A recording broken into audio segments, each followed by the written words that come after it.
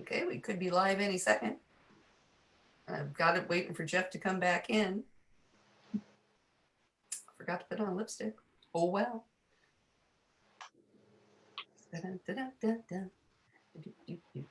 Let's see if we're with our people. Are we with our people? We are with our people. Okay. Good morning and happy Monday. Oh, there we go. Had to turn up that volume. And good morning, everybody. Oh, our special guest is here. I feel like it's Mr. Rogers.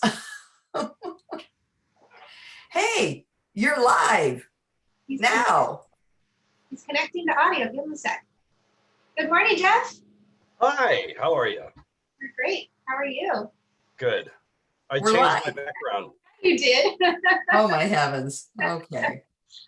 Well,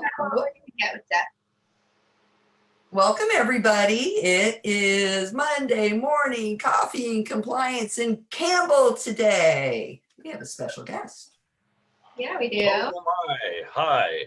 You know, you badger us long enough about saying, I want to be on the show. I want to be on the show. I want to be on the show. And look, you get on the show. Honey Badger, don't do that. I don't think I did badger you. Do you remember that? I do. It's only been a couple of years, I think. Yeah, I think 1995 wants that video back. Probably. I don't know. Did they have memes back then? They've had memes since the turn of the century. They just didn't call them that. That's right. That is. Well, it's nice to be here. Good morning, ladies. Good morning. We're so happy to have you. It's fun to have you with us on a Monday morning, the last Monday of September. Yes, that it is. October.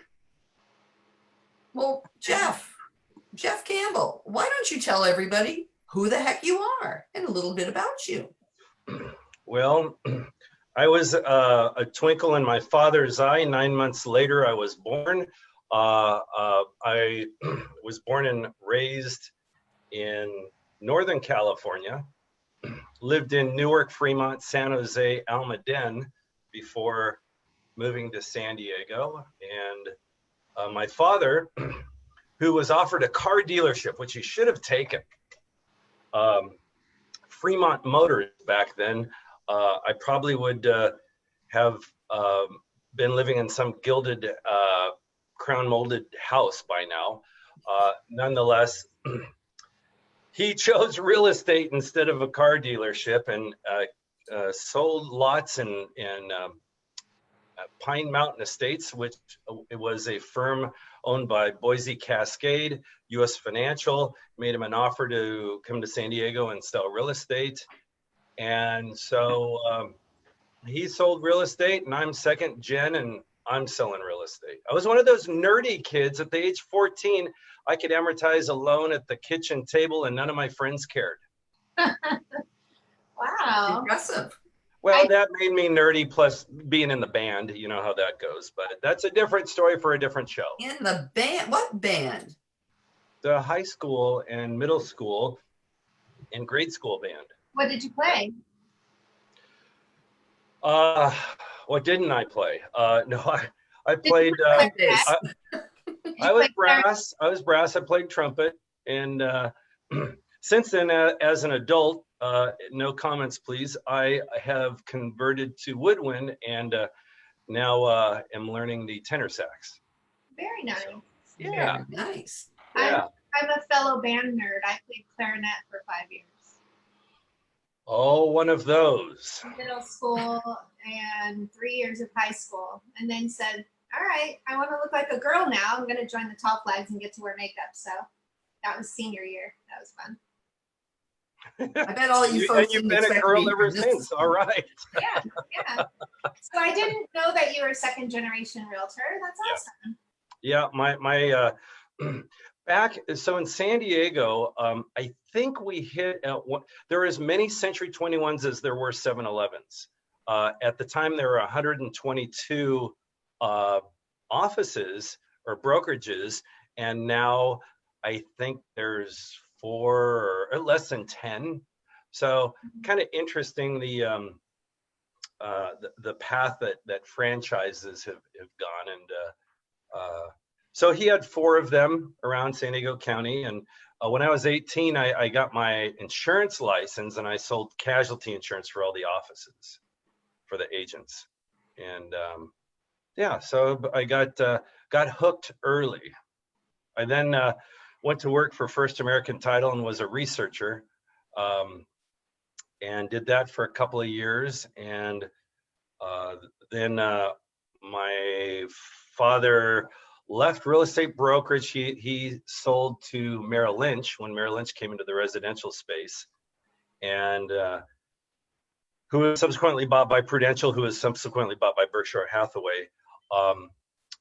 And he opened an escrow company, and so I went to work for. I was an escrow rep and sold escrows, and then went on to real estate. So I did a lot of the background stuff before becoming a realtor and broker.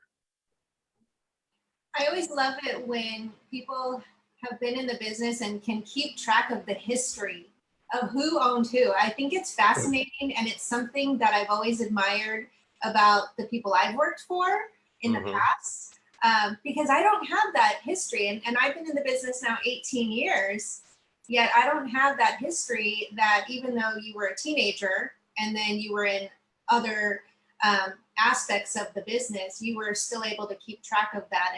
And I imagine that gives you the ability to kind of look ahead and anticipate changes in the industry that you might see too.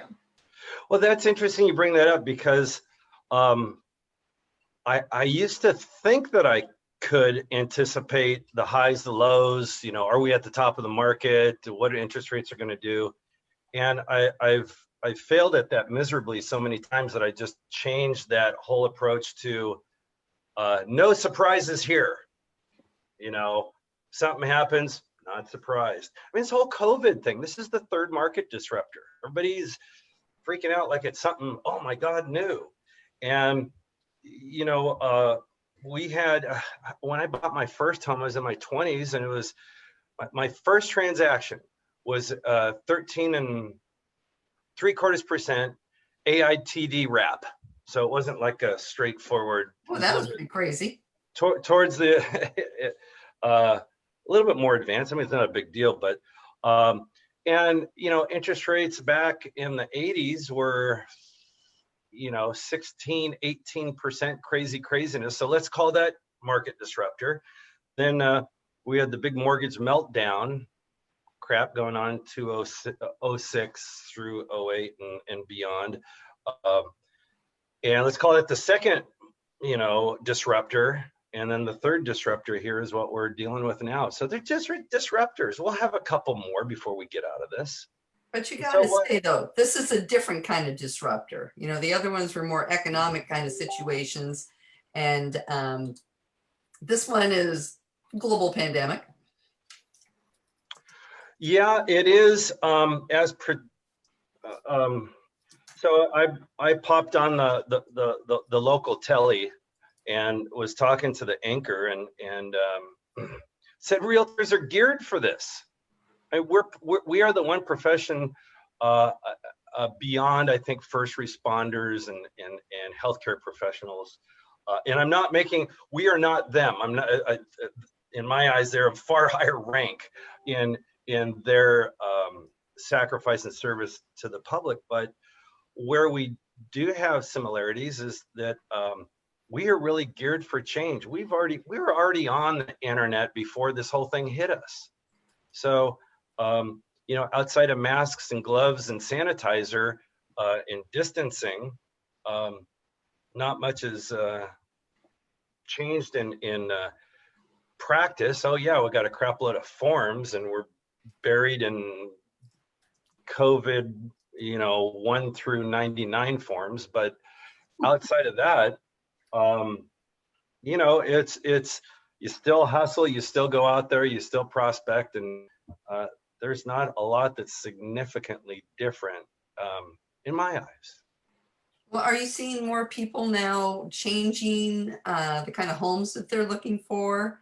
We're hearing a lot of a lot of talk about, you know, people want the big yards. Like, yeah, I was reading something, I think on Inman yesterday, one of the luxury agents, you know, and they're saying, well, you know, all of the people don't want to be in Beverly Hills anymore. They want to be where they can have land and a pool and outdoor space. And you're like, well, where you're at, you have a lot of outdoor space, don't you? Yeah, there's acreage in all the suburbs, no doubt about it. I find statistics are kind of funny because there are people that can, you know, like you just said on Inman, can make these statements and track it. But I find it very difficult to track anything when there's a short supply. You know, because anything that's close to fairly priced, condo, land, whatever, sells. So yeah, you got, here's my favorite. Oh my God, have you guys heard how many people are leaving California? Oh my God, Not enough. my past 5 clients, we can talk about the hot states in a minute, but where they're going, but you know, they're leaving California. Well, guess what? Somebody's taking your place. So I get a smile when I hear that. And I do too. And it's funny how people say that all the time. Everybody's leaving California. You know, it's just ridiculous here. The taxes are too high and blah, blah, blah. And, you know, I'm always like, okay, see ya. Need an agent in Boise? Got one for you. Know a few in Frisco, Texas, I can hook you up with. And get multiple offers. There's so many freaking squirrels in our business. You know, people are looking everywhere and focusing on the wrong things. I thought you saw my squirrel collection on my bookshelf. Oh no, I thought that was your pantry. So no, I didn't. What I was really getting at is that we are all focusing on, myself included. You know, it's easy to get focused on the wrong thing, and you know, yeah, great. There are people that moving out of the state. Yeah, they're searching for no state taxes, gasoline $1.50, and you don't need irrigation systems because it rains enough, or whatever. You know, brand new houses for $400,000. There's a reason why. There's a reason why all of that is like that. And I think that's the part that people miss out on is like, you know, if it was one of those places everybody wanted to be, it wouldn't be cheap. Yeah. You know, I mean, you just look at the Colorado market, you know, the Denver outlying area, Colorado Springs. You know, it used to be you could move to Colorado and get yourself, you know, a pretty nice place for a lot less than what you can here. Not so much anymore. You know, it all catches up. Well, I like that statement. And the other thing I have to be careful of is to not be dismissive, because I think this illuminates for me one of the issues going on here, and the whole affordable housing issue, that if we don't you know, create greater action, there's a hell of a lot of talk. There's a lot of, you know, behind the curtain moving the levers. But unless we create action, what happens is the kids can't afford it. So the kids go to where they can afford something. And now that they can video work anywhere pretty much, you know, they can live in Tennessee. And then when the parents get to retirement age and want to go live with them, it's not so much, you know, all the other elements that I had evoked earlier of why they're moving, but they want to go be by family, and what attracts family is affordability. And so in my pea-sized brain, I'm pretty clear that, you know, an escalator doesn't just have the top 10 steps, or else it's not an escalator. You got to have the bottom steps too, and they got to keep coming. Right. So, well, that's an interesting thing in our market too, is a lot of our first time buyers are bypassing a lot of those beginning steps and just hopping into $700,000-800,000 homes as first time home buyers, which is, I mean, at least in our area, that we see a lot of that now, because that's, you know, they're like, who needs a little condo? I want a house, darn it. And, you know, it's interesting. It's an interesting mindset. Yeah. Here encapsulates it. So check it out. We're gonna do a walk around. Here we go. So, oh my gosh, I don't know where this I is know. going to go. It Okay, doesn't matter. hang This on, is- everybody. Okay, so I don't know if you can see this, but let me see if I can get this light off. No, there's glare on it. I know. All right, so we're gonna do this. Check it out. I'm gonna bring it over to here, because that's why I put this up here. I'm sorry. If I had known he was going to do this, everybody, I would have said take some Dramamine first, but okay. Oh my gosh, I just set on my charger. That's hot. Okay, so where were we? So pretend like this is gender neutral, because back when they made this thing, it didn't. Can't hear you, Jeff. So can you see that? Yeah. You're a salesman. Be glad you're a salesman. Oh, I didn't see the be glad part. I know, it's like faded out. This thing is like from 1950s. Doesn't it look like a cartoon? Yeah. And it's on here all. This is why you should be glad you're a salesperson. So irrespective of what's going on, this kind of reminds me, and my vast swath of agents, we're 14 in total. This kind of reminds them why you should be glad you're a salesperson. Okay, that was the trip around the office. This is my entire operation now. All right. Okay, that's all. So Oh, that's still hot. how long have you been in business for yourself? For myself? Well, I mean, with the brokerage, San Diego Estates, right? Yes. Well, that is, yeah. Oh, jeepers. I left. So I'll tell you all the places that I went, and I loved every one of them because I got something from everyone. I started at Century 21, 14 years, best training back then. I'm sure it's good now, but I loved it. We were everywhere, and that was really a name that. Let me make sure I don't cardboard in here. That's So, cardboard. Okay, now it's is gone. it still? No, it's gone. Still It's see my gone. cardboard? You're good. Is that code? Okay. So anyway, It will be now. You see this coming at the Anyway, CR meetings. Your okay. cardboard showing. You know what? It's up to you ladies to hold this thing together. All right. So Like usual. Don't worry. You're in good hands. you look up. Tell me if you're looking at my nose. So anyway, Century 21, 14 years, loved it. Learned just a bunch, and that name really did help. So I learned the value of a name behind a realtor or a broker associate, I guess, behind everybody. Then I worked for, let's see, who was next? I know I was on the realtor go round for a while. There was Prudential. Oh my God, and then I started, I was selling higher end properties, and I felt like I wanted to associate with a name that marketed and was known for higher end properties. So then I did that and learned great things there. Moreover, how to build a team, because I had a team then. And then I ended up working for Sotheby's International, which really helped me with networking on a different level with different people. As a matter of fact, it was kind of cool. I went to Europe many years ago and walked into a Sotheby's, and it was kind of cool. And I showed him my card and his open arms and welcome, and I just kind of felt good, right? And then it got to the point where, all right, I'm going to take all these things that I learned, put them together, and try to,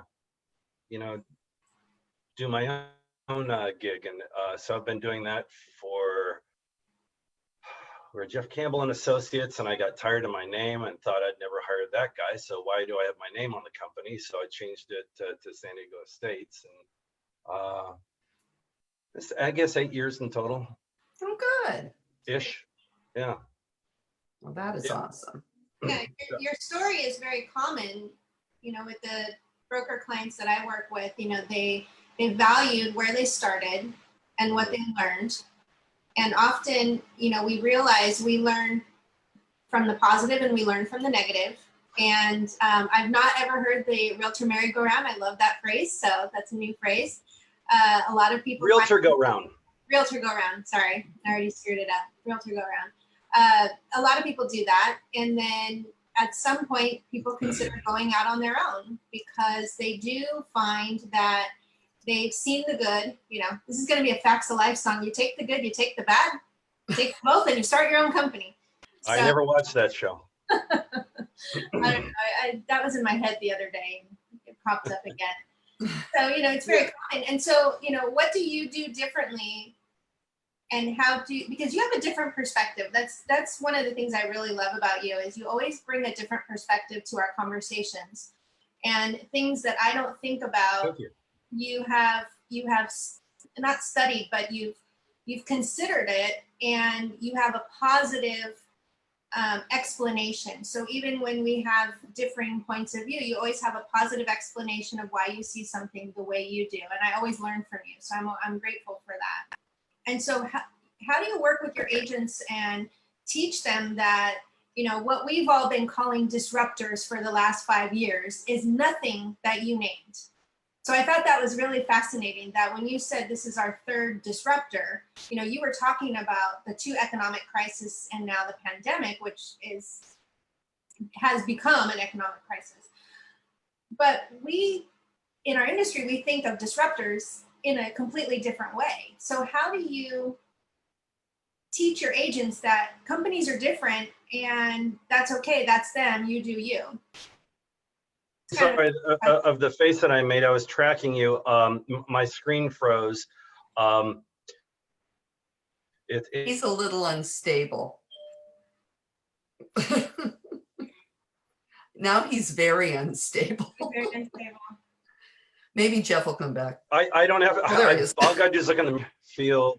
I feel the same about you. So I have another show and tell. I'm gonna show you how I deal with the other agents. Okay. I cannot even. Wow. How I deal with agents. We're back. It's actually Is that a paddle? big oar that I keep on the on my wall, because if I'm ever up a particular creek, I whip this out and I'm okay. Okay, well, enough of that. It's also it's the end of Realtor Safety Month, so maybe we can tie that in. I told you you shouldn't put me on a compliance show. Oh, well, you know, speaking of compliance, Lori, anything on Friday that we should know about? I guess I answered the question. I guess not. Moving on. I've got nothing to report today. All right, but it was a great conversation, but I had a lot of other distractions, so I do not have anything to report on today. Well, there is one thing I heard. What's that? I heard that on October 1st, a new disclosure is dropping. And I know somebody who doesn't like more forms, but we have a new form coming out. Has it been confirmed it's coming out on the 1st? I got it hot off the press from somebody that would be in the know. Okay. Unless that person in the know didn't know that they weren't in the know, but I did hear. Because we've been hearing the first week of October, so. Yeah, I heard the 1st. Okay. I think she broke it here last week. Okay, awesome. Yeah. did Farrah Wilder break it? Nope. Oh. No, Farrah's working right now. She doesn't join us on this. So are you talking about the Equal Housing Opportunity 2-pager? The Fair Housing Advisory? That's exactly what I said meant.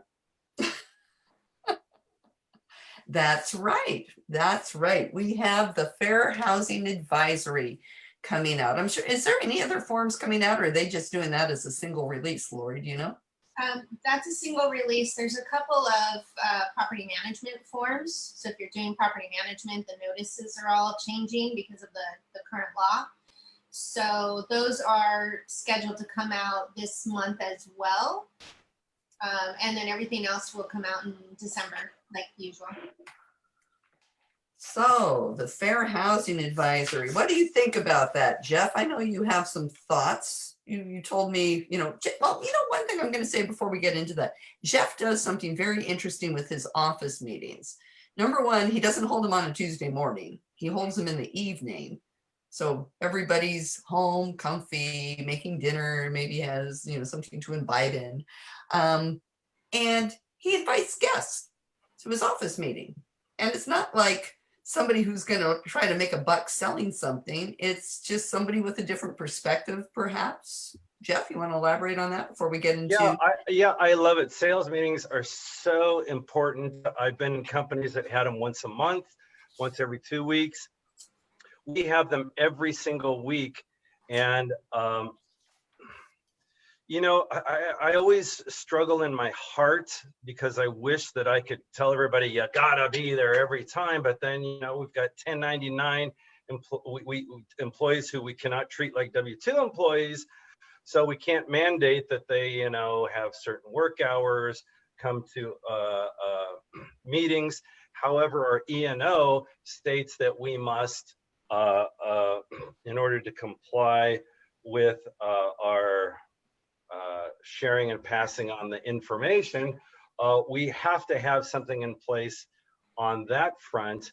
And then broker oversight is defined by, well, in part, in my eyes, by are you overseeing and training and providing access to the broker beyond reviewing files, right?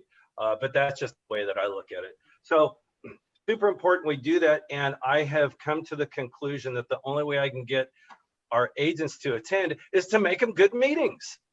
Hello, brokers, managers. You want your agents to attend, up the frickin' volume and make your meetings great.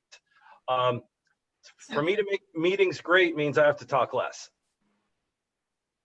And so to Lisa's point, I love having other people come and share. I invite other agents, brokers. A meeting not too long ago, I had two managers, Caldwell Banker and Keller Williams, in my marketplace come and speak to my agents. Who does that's kind of crazy. Yeah. We had a whole happy hour crash your office meeting, if I remember correctly. Well, that's because you guys are day drinking. But the point is that no, you weren't, because it's after 6, so I guess it's night drinking. But the Scooby-Doo is when you create a relationship in wherever you're working, you can have the competition come in. You can have other agents come in, and when they know that it's not a recruit fest, but it's a share fest, then that makes meetings a little bit more interesting. And I want to touch on recruiting really quickly, and one person's opinion on it, and it goes like this.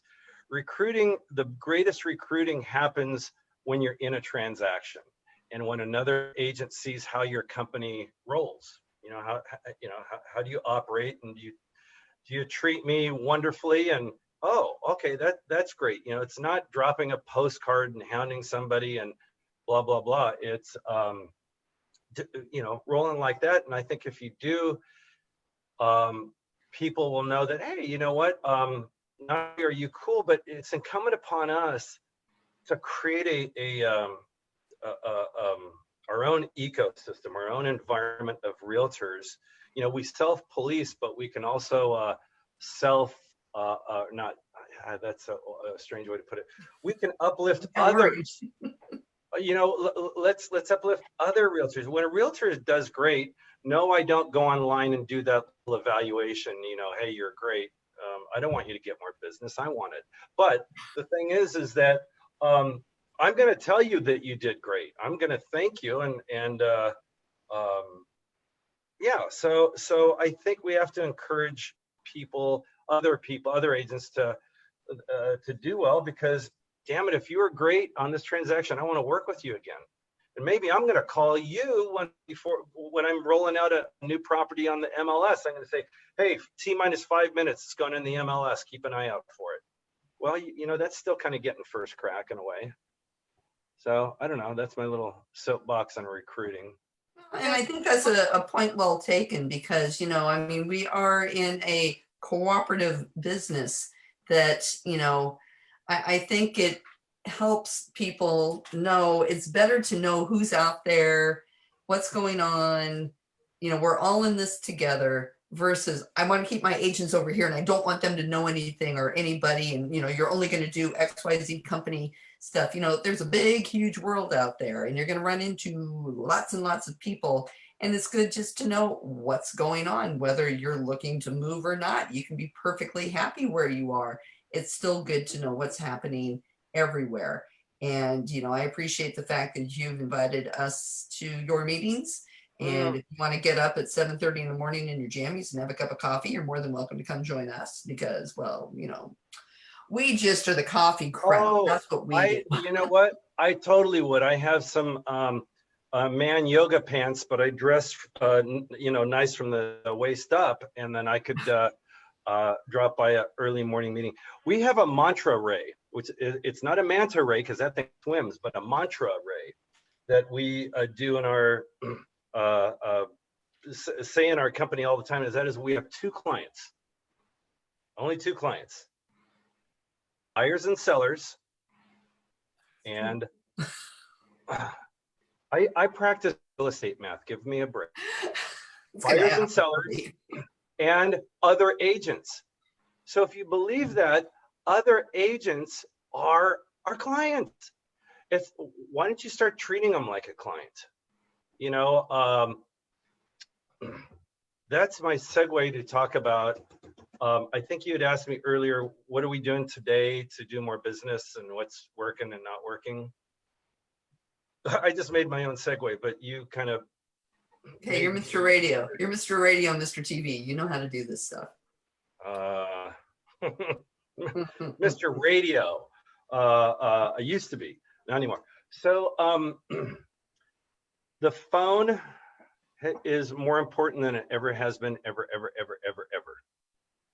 And tell me I have a question for the 2 of you. How do the 2 of you feel when you call the utility company or the credit card company or anybody else who has a multiple layered phone tree? Hate it. Hate it. Oh, yeah. Press 1 for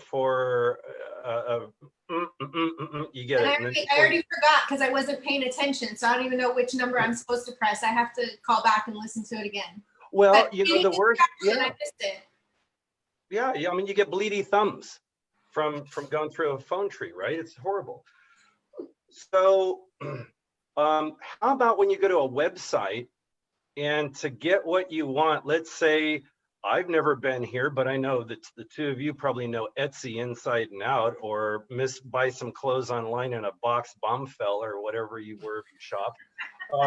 And so let's say you're trying to order something and you have to do 20 clicks to get there. How do you feel about that? That's how bad I want it. Oh, I'm sorry, you're shopping. You'll do whatever it takes to get it. I'm sorry. Bad analogy. If there's a search box, I go straight there. I just have this box just show up on my porch. I do nothing. It just shows up. It's wonderful. I know. It's mental telepathy and all. But so you get the idea is fewer clicks better and quicker to the operator better. How many times we jump to 0? I don't care where I'm at in this phone tree. 0, 0, 0, 0, 0. Get me there. Us realtors do this to our clients and we don't really realize it. Tell me if this sounds familiar. Somebody's calling old Jeff, right? Hi, this is Jeff. How are you? It's pumpkin season. No, I changed my message. Whatever I say on my message.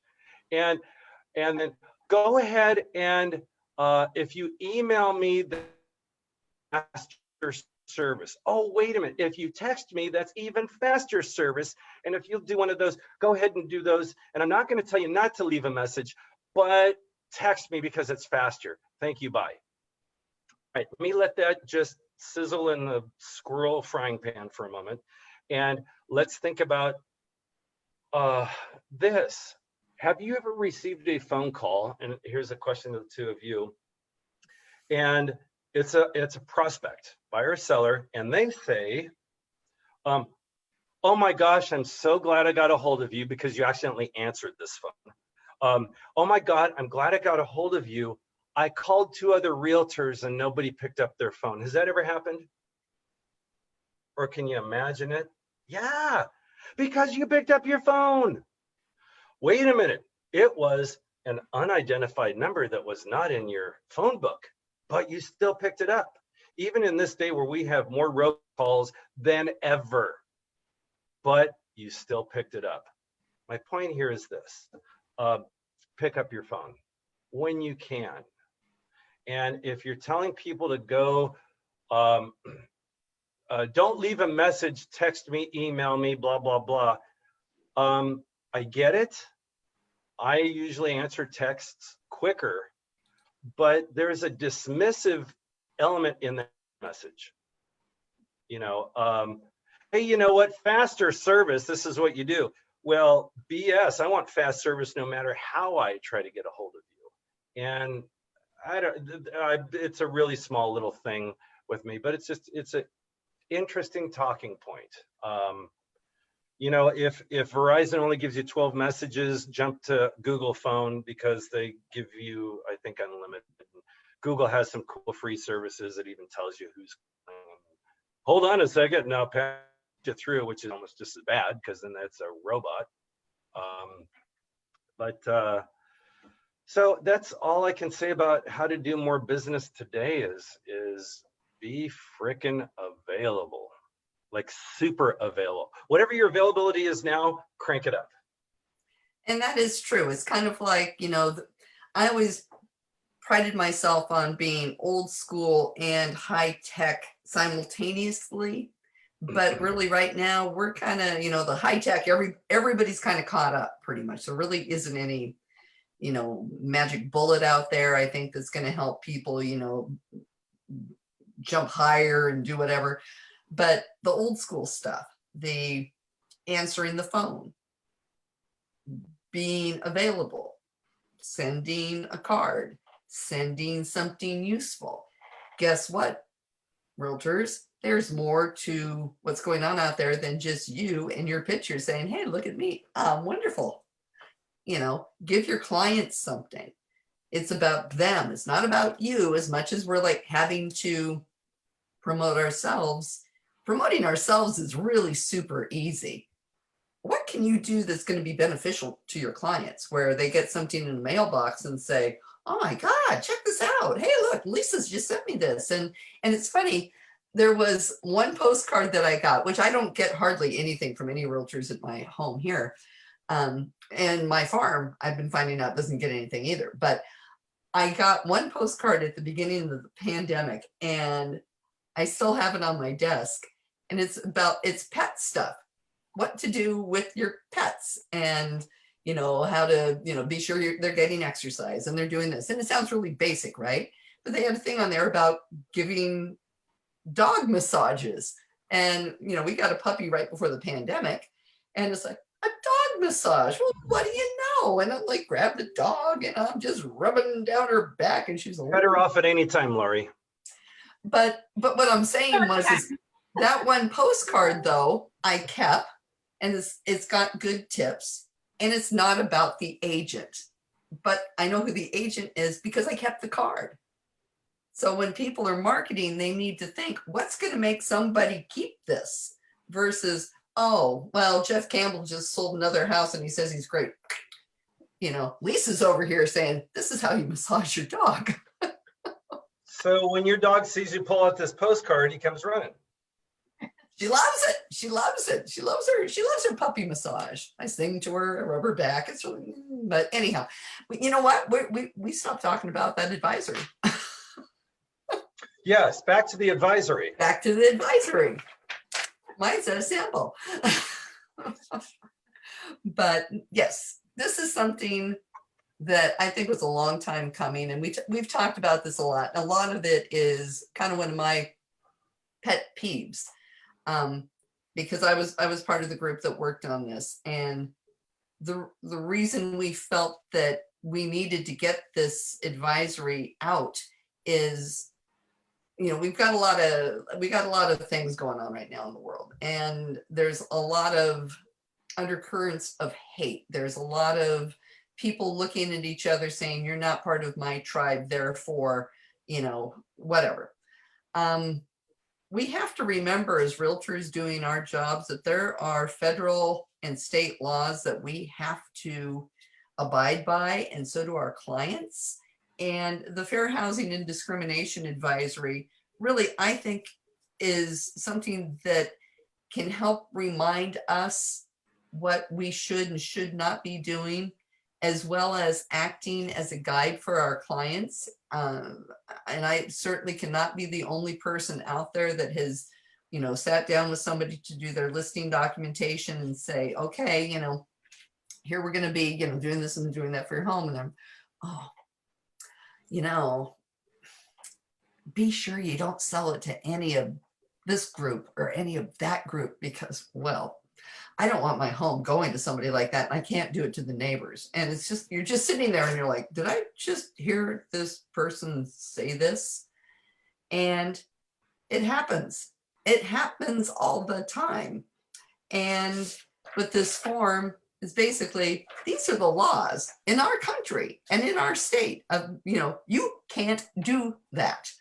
I don't care if you don't like these people or those people. You're selling your house, you got to sell your house to anybody. It ain't just me, it's any agent that you're going to be talking to. So it's a good way to have that conversation, I think, proactively, instead of waiting for somebody to make a remark like that. And the people that say it, I'm not going to say that they're, these horrible, offensive people when you walk in the house. The last person said it to me was a very nice older woman. And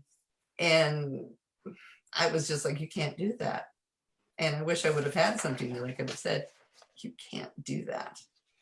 And the forum's really good. Some of the things that I really think that's, whoever put this into the forum, kudos to them. And it's examples of unlawful or improper housing conduct based upon a protected class or characteristic. And they list all of the protected classes, but then they have some examples here. Failing to or refusing to negotiate a sale, rental, or financing, or otherwise make a housing opportunity unavailable, or failing to present offers due to a person's protected status. We go into block busting and panic selling, which all of us remember that from the classes that we have to take. But a couple of the things that they thought that I thought was interesting was like refusing to rent an upper level unit to an elderly tenant out of concern for the tenant's ability to navigate stairs. And I thought that that was really interesting, because there's, we got a whole bunch of mother hens in this business, and me included, and we make assumptions. Well, why would I show this client who's, up in the years, a place upstairs? It's not my decision. That's an important element is that term refusal, and refusal and conversation and counsel aren't always synonymous with one another. But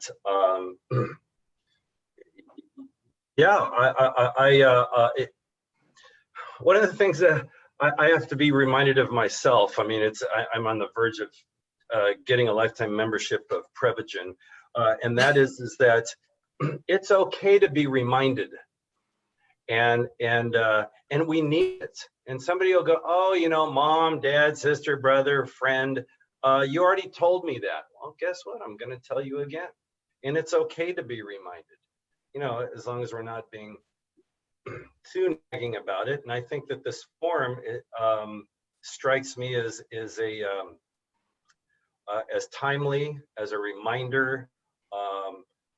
I am so anti-form, it's grotesque.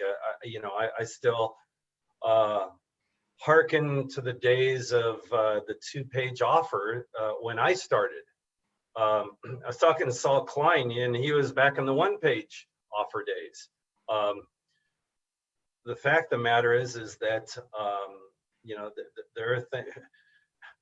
I'm sorry if you don't like it, because guess what? In 5 years, there can be a few more. So, but I'm glad that you brought that up, because it, as a matter of fact, I've been involved in many groups. I've been directors and the heads and the mop, doing the mop bucket kind of high and low of a lot of different community stuff and things like that. CAR to me has represented more diversity than any group I've ever been a part of. And some might argue that there needs to be more diversity or more of this or more of that. And, you know, we just have to be sensitive and not disagree with anything, but just seek to understand, right? But holy moly, our industry has really led the way in my eyes towards diversity and fairness. And I remember I was a pres of our association moons ago, and I looked to bring closer ARIA, NAREB, NAREP, WCR, I think I said VAREP. Anyway, and some of these weren't necessarily realtor organizations per se. And I think they are now, but back then I didn't care. You know, they had realtors in them, or even licensees for that matter. And one thing that I found in looking into each one of them, their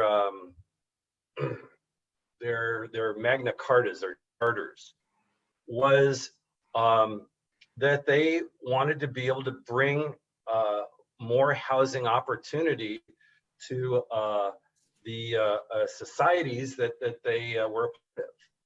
And so, you know, I think that this is, it's important. And, you know, that's a forever drum that we get to play, I think. Yeah. Well, you know, they have something else on here that's really interesting, because this has been kind of, I don't want to call it a hot topic, more like a simmering topic. And that's the usage of buyer love letters. And they actually call it out. What is a in buyer this love one. letter? And it says asking for or offering buyer personal information or support letters, especially with photos, as those letters may inadvertently reveal or be perceived as revealing protected status information, thereby increasing the risk of unconscious bias and potential legal claims against sellers by prospective buyers whose offers were rejected.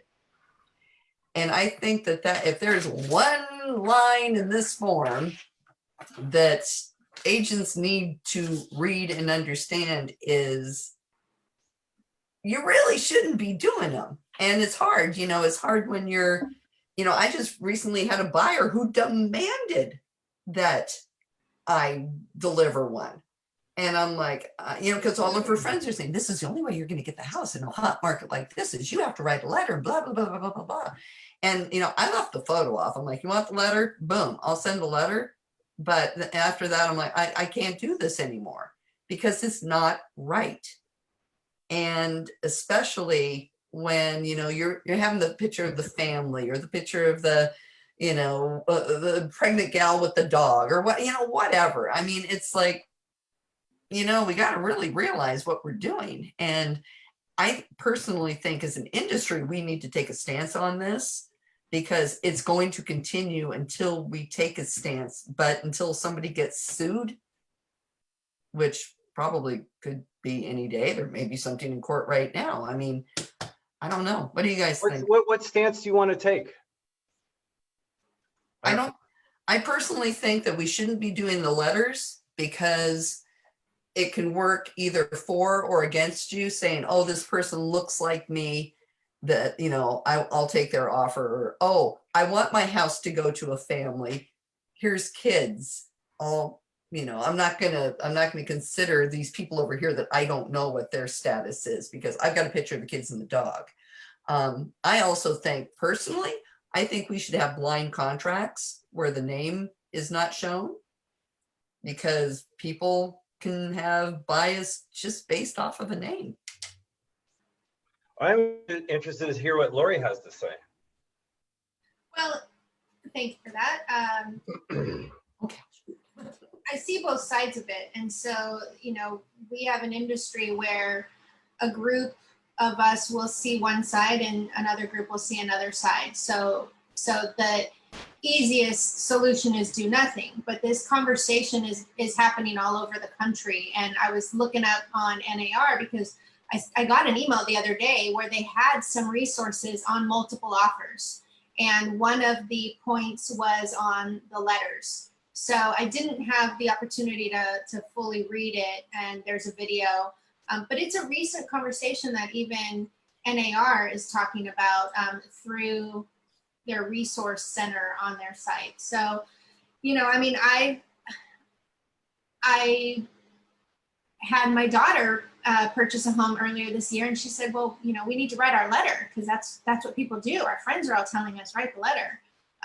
So I asked her to keep it very neutral. We did not have any photos, and just talked about the stability of their job. And even still, I was concerned because when you start revealing personal information, it gets a little tricky.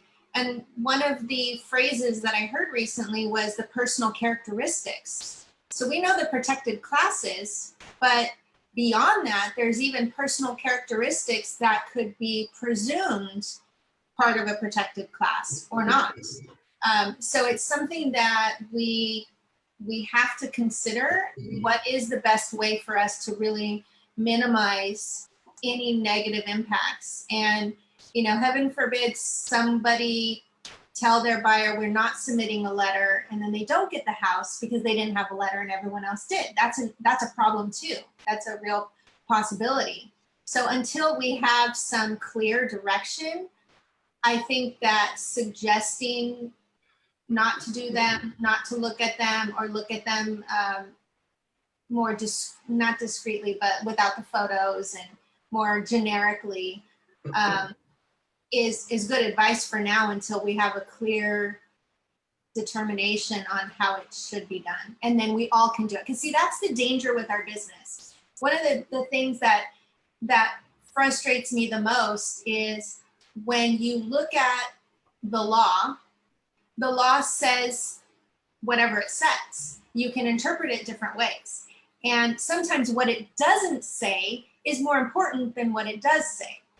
And so when you talk to an attorney who says, well, an agent asks the question, can I do this legally? Well, the answer is yes, because it doesn't say you can't. But is it a best practice? Is it good practice? Not necessarily. And so what we learn as brokers is our agents listen to everybody else. They don't always listen to us. And what you were describing, Jeff, earlier about bringing in other voices into your office meeting and you talk less, that's called the law of familiarity. People do not listen to the ones they know. They know you, they hear you, and it's like, wah, wah, wah, wah, there goes Jeff talking again, or there goes Lori talking again. But let me hear it from somebody else, and now I believe it. And so a lot of times, you know, it is beneficial for us to bring in people from the outside to say the words we've been saying, but when they hear it from somebody else, they listen. And because of that, that's the danger in our business. When our agents come to us for advice on transactions and we tell them this is what you should do because here's what the law is, here's how the practice is, whatever, and you line up your case, then they'll go talk to someone else who said, well, it doesn't say that, so you can do it. And then who do they believe? It's like bringing dad to your home inspection. Yeah. You know, you want to blow a transaction quicker than anything, have mom and dad come and show up, and you know, because they'll listen to them because it's mom and dad. You know, you're just a real estate agent and the home inspector is just a home inspector. What do we know? It's our job. But, you know. Is it okay for me to disagree with the two of you? Yeah. I can just hit the leave button and make it go away. Oh, okay. Go So for it.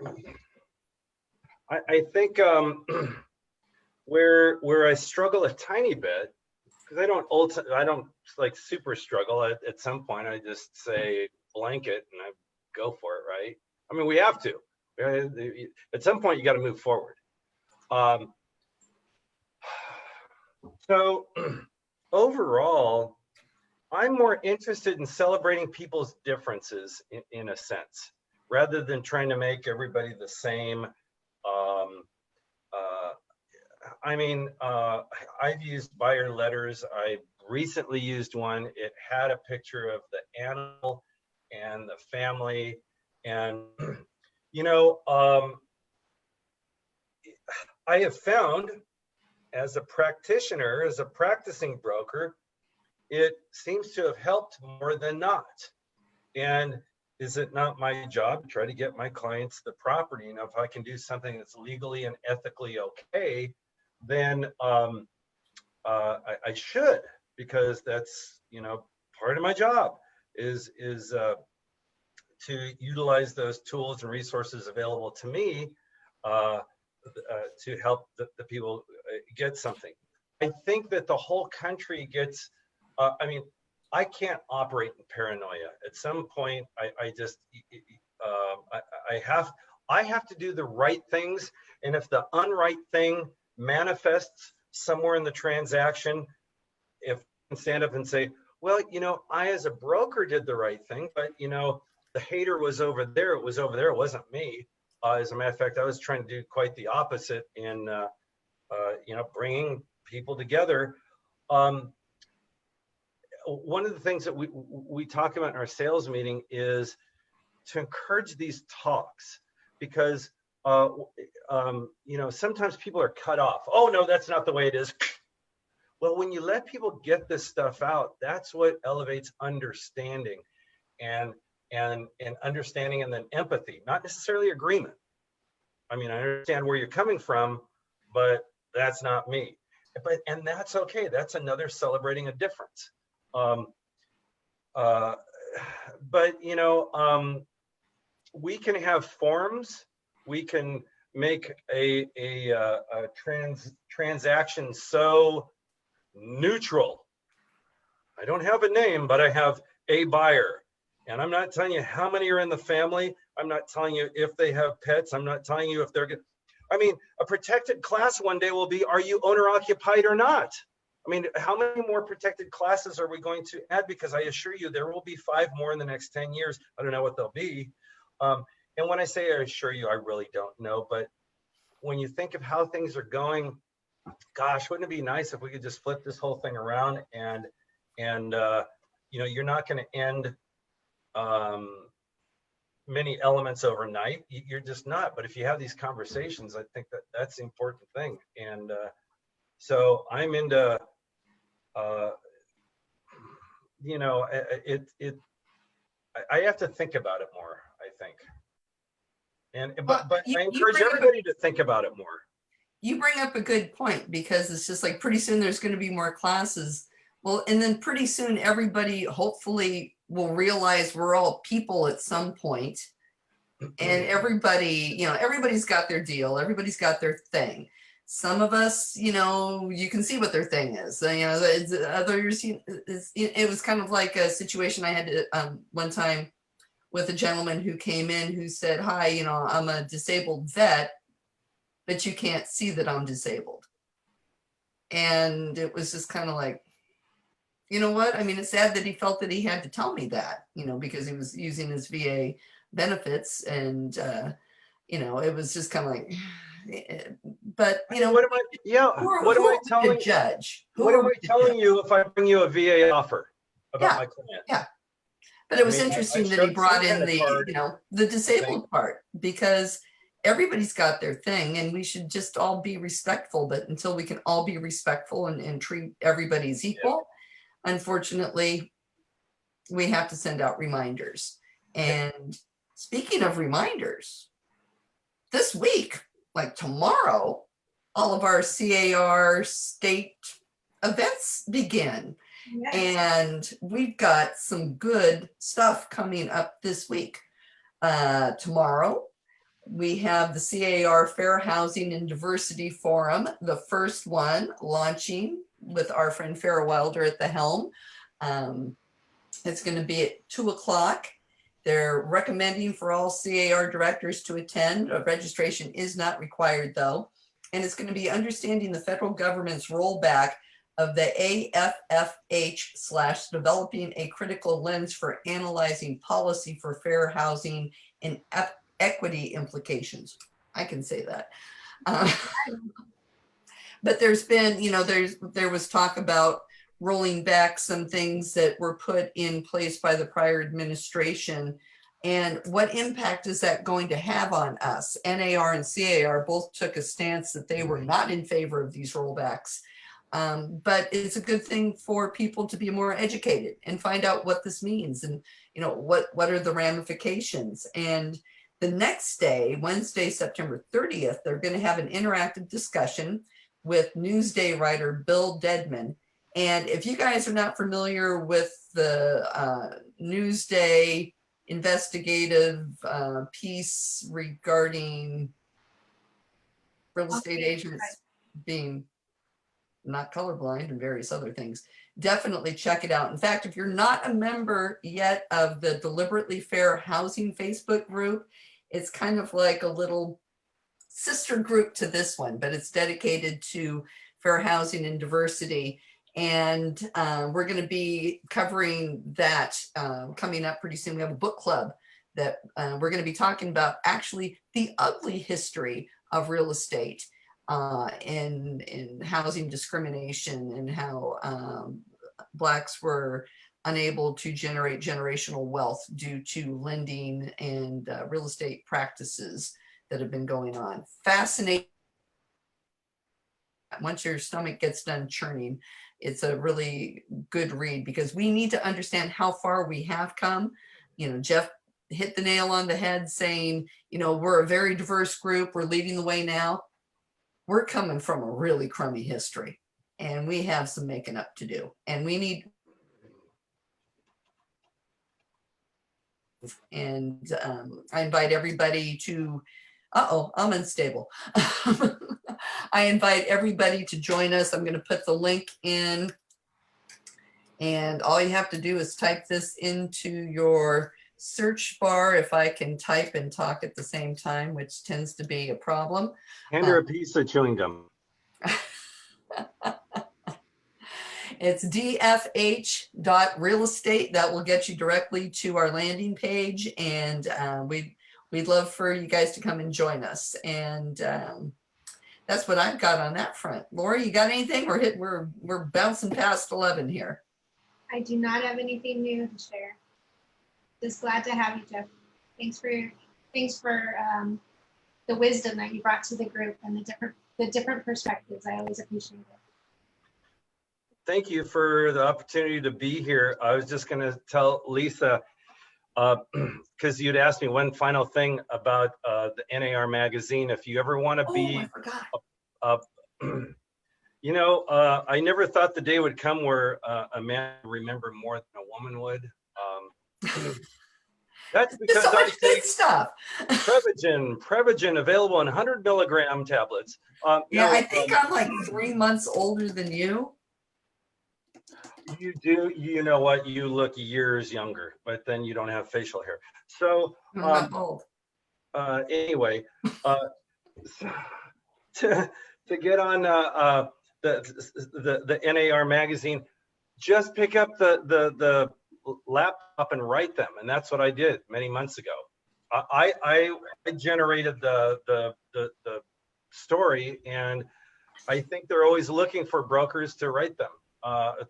They're always looking for pertinent information, and that's how that happened. Yeah, it was a great article on reopening your office during the pandemic. What to do? What do you need to know? And that information came out before we really had the guidance from the state, and you were spot on. I mean, it's like if you wrote what they wrote, but I know your piece came out first. Oh, thank you. It was kind of interesting because I actually wrote it in March, but they didn't post it until July, and because that's how far ahead Realtor.com magazines are, right? And they released the electronic version early June, and then the print in July, and really. I think I anticipated that it would be a long time before any of the associations or DRE or anybody was going to put something out. And so getting the vibe that we were going to be necessary evils. What's the term for that with Essential workers. That's it. Necessary I like evils. necessary evils. I like that one better. Yes.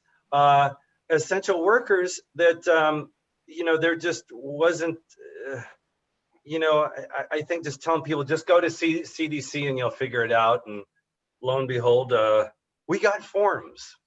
And I'm waiting for somebody to invent a double stick tape that sticks to stucco so my forms can stay on the doggone house without blowing down all the time. And I've tried framed and I've tried paper only, and I've gone to spray painting that whole form onto the house. Did you create a stencil that we all can use? No, I just freehand it. Oh, okay. Awesome. Yeah, and it's. I don't know if the copyright still holds if you freehand it. Yeah, well, I just put my website on and say, attention, look it up on your phone before you come in. But Oh yeah, QR code. Do you have like That's the it. page stenciled onto the garage door and then they sign their name right on the garage door? I think we'll do that for another show because I don't. I have a different interpretation of CAR guidelines, which probably is not good for this show. But my stuff does follow. Oh, who put that form out? Doggone! I need another Prevagen. Somebody put that. Who put that form out for the state? It was Department of Health. no. OSHA? OSHA. Thank you. Well, in conjunction with the Department of Health. Oh, right. So you both get a squirrel. Both right. So that form I do follow, but Gov is very forthright in making sure everything is digital, and doggone, you can't always get it digital. So. Oh, and I do have to say, Pam Pedigo did say that, Gov doesn't like love letters, fire love letters. Gov might like regular love letters if you want to send a regular love letter, but Gov doesn't like my doesn't like the letters. fire I've love written letters. them too. Gov doesn't like any apparently, because he never wrote me back. But that's okay because when we get back together at CAR, so I'll see him eventually. Well, we'll all see each other eventually. That would be the nice thing. Hopefully we can, and sooner rather than later. So probably not. Probably not right now. Probably not. Yeah, there was a period at the end of that statement. Yeah. You totally froze. Probably not. You were- Yeah, India. So probably not Indian Wells. Hopefully in Sacto, right? I Fingers hope crossed. so. I hope so. CAR is going to invent a inflatable, hermetically sealed suit for each one of us, and we'll be able to go in and let the governor speak and do our thing, right? I'm like inflatable suit, like we're all going to be like those sumo wrestlers. Yes, that's what I mean. or just the bubble that you run in, because we do run a lot when we're in Sacramento. Yeah. Well, whenever we get together, right? And I think you were evoking your Halloween costumes, and I know that that's BS because you're going to be a squirrel. She's always a squirrel. I'm always a squirrel. I mean, literally, I've got squirrels over there. I have a doormat with two squirrels. I know, in your pantry, I know. No, they're right here. Oh, they're alive? No. So I was going to say she probably does the massage on the squirrels too. Anyway. Teeny weeny back massage. Okay. I catch him in my yard just so I can give him a back massage. That's how you end each meeting. No, see, the 11 o'clock hour is the comedy hour. We usually end at 11. We don't get that far, but since we have you, for those who want to stick around. Yeah, happy hour at 11 a.m. Oh. No, I think I have to make room for Steve White for that one. So. Well, he's it. No, well, we've got Mike White. He's funny. No, President Steve White. He's a funny guy. He is a funny guy. Yeah. Well, Mike White says we're going to have a realtor bubble. Kind of like the NBA. We're going to be like locked in, and we can't escape from the Sheraton in Sacramento. I'll get a new version of Zoom. You do What does that. that look like? What would it look like? Let me go get a wall hanging. Hold on. All right. Can I say I love you and I gotta go? Because we feel the same way. What, that you gotta go? All right. Thank you both very much, and everybody else. Well, and thank you for joining us. And this Friday, Lori will kind of pay attention, or are we going to have it Friday? No, I don't think we have it. I'm not entirely sure, but I don't think we do. I think we have meetings. Yeah, I think, you know what, actually we will, if we're free. If we can't make it next Monday, I'll put something out because I got to double check my schedule. All of us are CAR directors and we have our business meetings and we can't miss our meetings if we're on a committee. And so stay tuned to see what happens next week. And also too, little thing we're trying to put together it's going to be mainly Orange County realtors. You have to be a realtor to attend. You can come from outside. I think I'll warn the guests that we may have people like, maybe from San Diego or maybe up north or something. But I'm going to be talking with Christian, and I can't remember his last name, but he's the NAR political advocacy guy. And he is going to fill us in on what the Realtor Party thinks regarding our congressional candidates. We're trying to get that put together for October 1st, maybe get like about 5:30 in the afternoon, because I know we have CAR meetings that day. But just throwing that out there, we want to just get some information out there regarding the candidates at the Realtor Party. We're not Democrats, we're not Republicans. You put your party affiliation to the side. We are the Realtor Party, and come hear what he has to say and ask questions. Bring your questions, because it is fascinating, this wonderful world of politics that we are in. So just stay on the lookout for that. We got that coming at you too. Excellent. Okay. Cool. Is our job here done? I think so. I think so. Go do good work. Everybody do good work. Go out and sell a house. And thank you, Jeff, for coming on. And we will all see you sooner or later. Thank you. Okay. Take care, everybody. Bye-bye.